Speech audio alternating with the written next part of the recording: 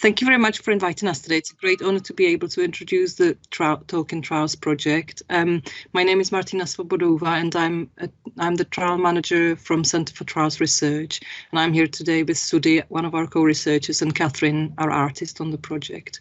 The Talking Trials project explores perceptions about clinical trials amongst people with minority ethnic backgrounds.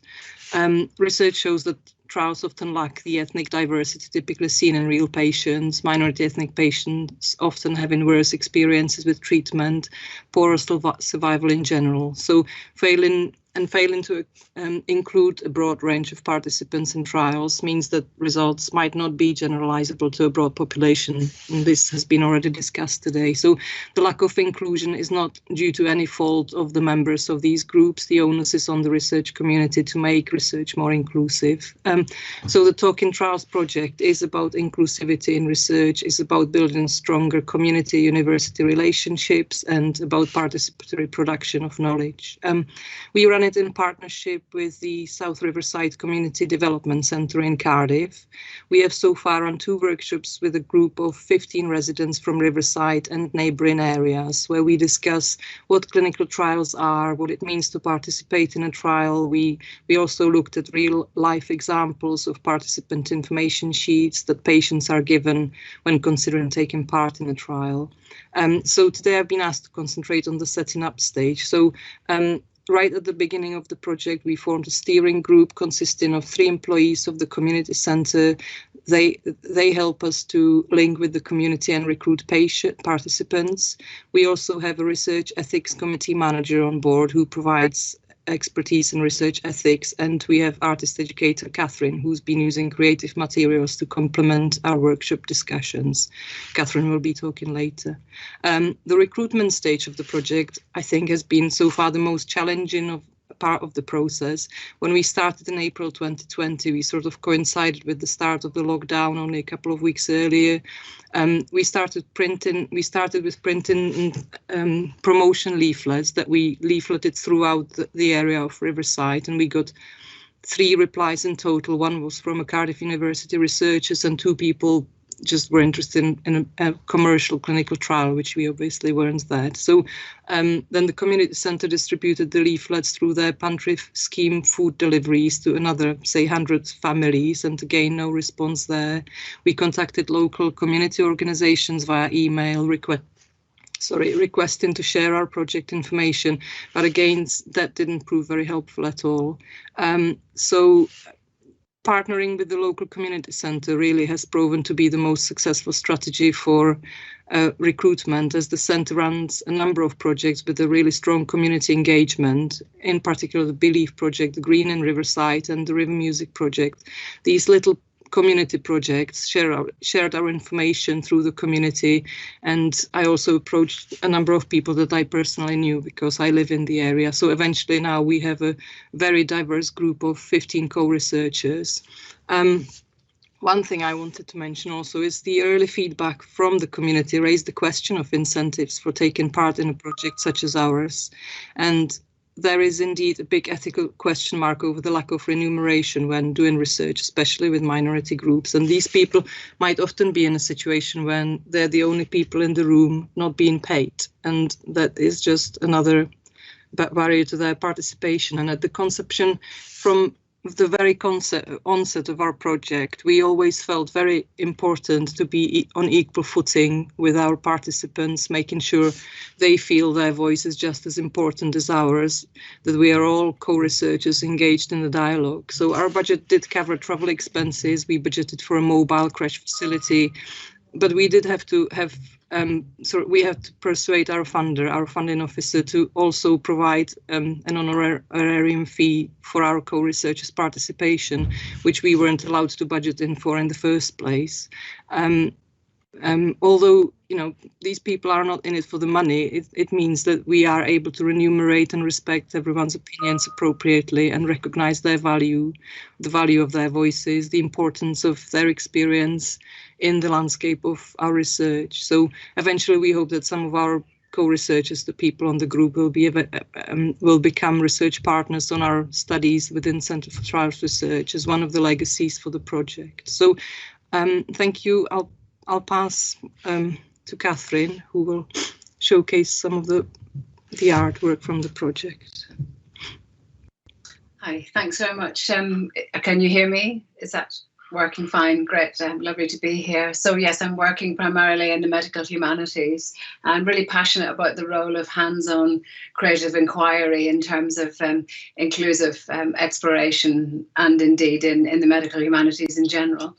So my role with the Talking Trials is primarily as an artist facilitator, where during the sessions there will be a focus that will be introduced by Martina and her colleague Sarah around Talking Trials. There will be dialogue, and then that will move, we hope, naturally into an exploration through materials where individuals on the group will work through their ideas with materials that have already been posted out by me into their homes. And what is wonderful is that Sarah and Martina also are hands-on, so we're all doing this together. So the materials, I try to put together a range of things which will respond to emerging themes that have surfaced and hope that might be sort of quite useful. So all the packages, and there are 3 now, have quite different sort of contents, if you like, from session to session.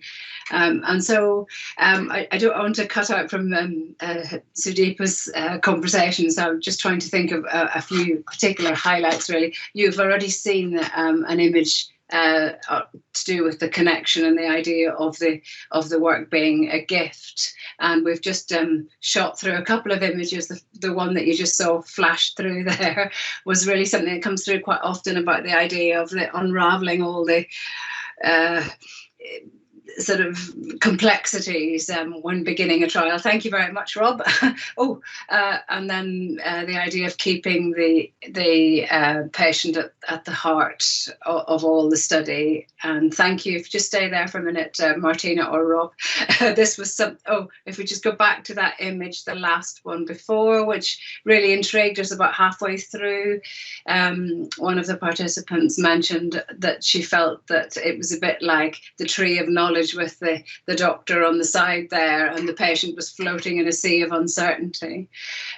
So lots to unpick. And the next one about the idea of the doctor as the mediator of the ideas, and how do you combine these two experiences and together, and the participant again being at the heart of all, and the role of the body and unique bodies, yet all being connected. And the next image, thank you. Again, a concern and interest in the fact that clinical trials are global, brought about by COVID notions and experience of research through the sort of popular media. And a similar theme coming through here. And so all these images and ideas, thank you very much for going through these, become almost like a communal sketchbook for us all. And then as an artist, I have been asked to interpret and represent and check back with the participants, etc., so that we can develop an exhibition which will be online and on show in the summer. I'm going to hand on to Sudeepa now. Okay. Hello, everyone. My name is Sudeepa Bandyopadhyay, but you can all call me Sudhi. I am from India, and I've been residing in the UK for the past 15 years. I have a master's degree from Cardiff University in bioinformatics and genetic engineering. I am currently working as a one-to-one to a child with profound delays in his development at a primary school. Who doesn't want to be included? The sense of belonging is pivotal in Maslow's hierarchy of needs. Being a part of the minority ethnic group and seeing the under-participation of the minority communities taking part in the clinical trials has forever bothered me. So I jumped at the first chance to become a part of the Talking Trials, and the questions that are raised in the platform in our subsequent virtual meetings had me thinking of how afraid, scared, and helpless people feel to become a part of such clinical trials. However, from my own experiences, I can say with conviction that when asked to go on any trial, one believes the words of a person whom they trust completely. When our daughter was born with tetralogy of Fallot and started turning blue just under the age of 3, 3 days old, we turned completely to the doctors who were looking after her. At 8 months, she was due to have an open heart surgery, and we, my husband and I, were asked to consent for her to take part on one such trial, which was looking at the impact of receiving 60% oxygen to the normal 100% to a baby with cyanosis. We were scared to make the decision, and we didn't want to go wrong or jeopardize our baby girl's life. The decision we felt was huge and literally a matter of life and death. So we asked the pediatric consultant to help and guide us, as we trusted him completely to make the correct judgment on our behalf. And our trust on him, and still is, touched, our biggest strength. So ladies and gentlemen, for me, the biggest leap to take part in clinical trials are trust and faith. Thank you for listening to my story. Please feel free to ask any questions, and I shall try to answer them to the best of my knowledge and ability. Thank you.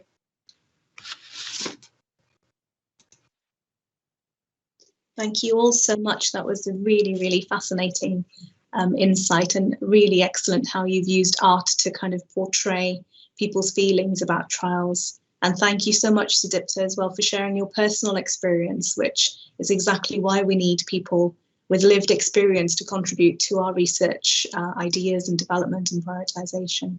Much appreciated. So there's been quite a lot of chatter, really good feedback on the artwork there. Somebody really loving the one especially where it's about keeping the patient at the heart of the project. So I think that's made a real impact there. I'm just reading through the comments now, bear with me.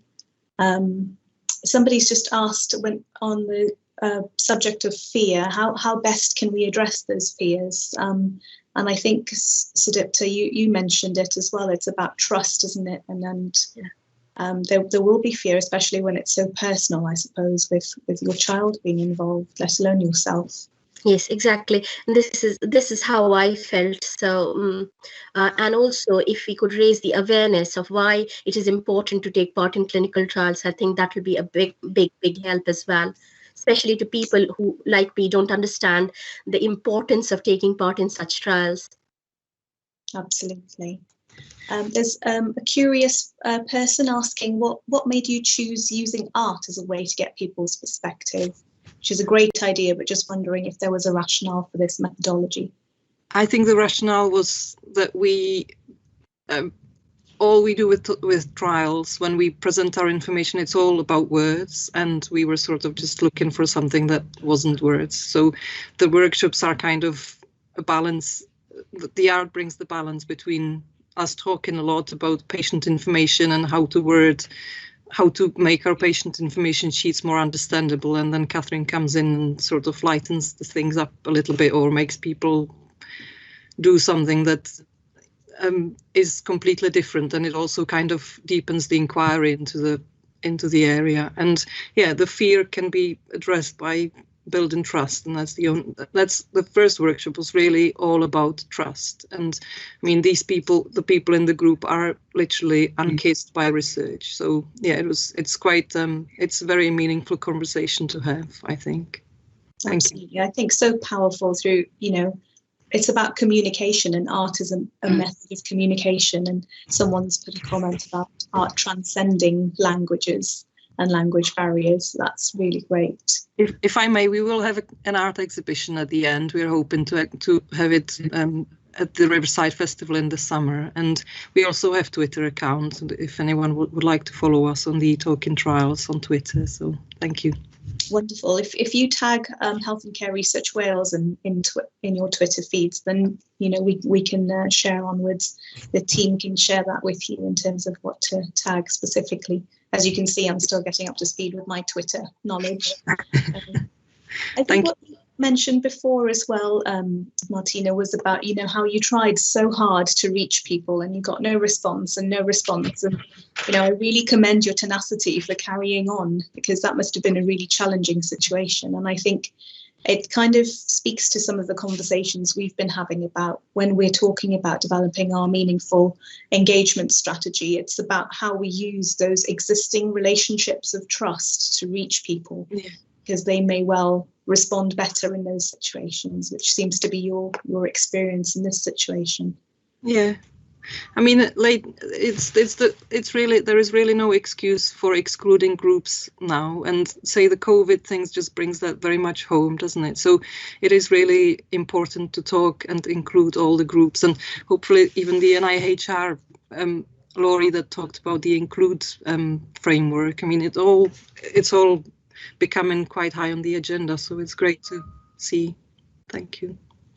Absolutely.